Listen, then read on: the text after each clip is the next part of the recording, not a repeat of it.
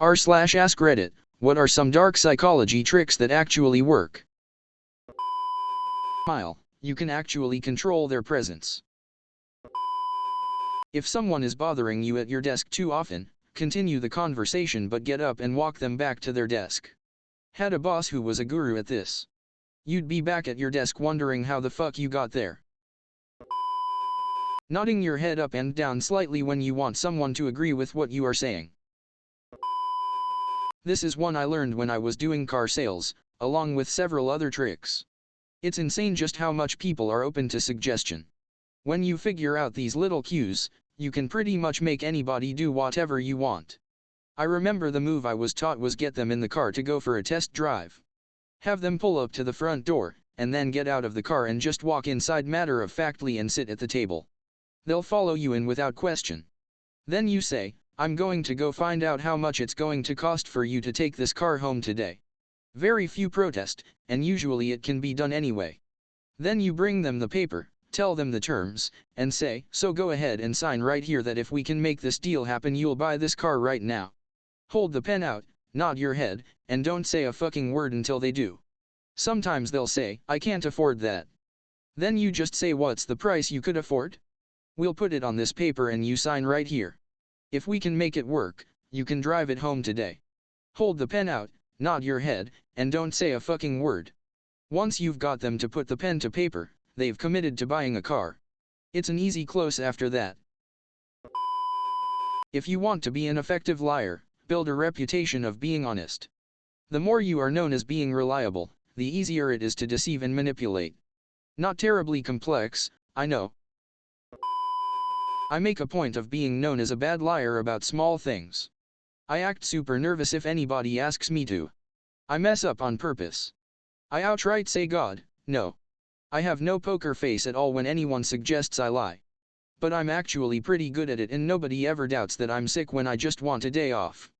Not necessarily because I'm a great liar, but because everyone knows never bother even trying to lie. If you make a favor seem bigger than it is before asking it, the person on the receiving end is much more likely to help. If you say something often enough, people will start to believe it after a while. And once a couple more people are saying it, it will exponentially explode through whatever population is listening. In a competitive environment, if you notice that your opponent is a beginner or showing signs of anxiety, ask them, are you nervous? While trying to act as nonchalant as possible. I'll even yawn if I can. This always gets in people's heads at Street Fighter if they aren't mentally strong to begin with. Not really a dark trick but one that I've found effective. When someone's being rude to you, stay completely silent and stare at them. It'll make them feel incredibly uncomfortable and they'll usually act civilly after a few moments. Having a heated argument. Ask the other person if they are okay because they're breathing really hard. They will stop arguing and try to pay attention to their breathing, resulting in the end of that discussion. If you want to emphasize a point, no matter how small, change your vocabulary. For example, instead of saying, I've been doing that for 8 years, say, I've been doing this for almost a decade. People want to be acknowledged, accepted, and appreciated. It takes almost nothing to give them that, but empires have risen and fell because of it. People will be so happy that you've given it, even if they know they're being manipulated, they'll ignore the manipulation for the sake of what you're giving them. People start to believe something if they're told it over and over and over, even if it goes against everything they know. That's why the news is so important to pretty much every government on Earth. They get to decide what we hear over and over. Most people do not rely on logic when having discussions or solving problems. They're taught to justify their position based on their feelings. If you stick to logic and pepper in some mild insults, they will subconsciously realize they're barking up the wrong tree and fold like a house of cards.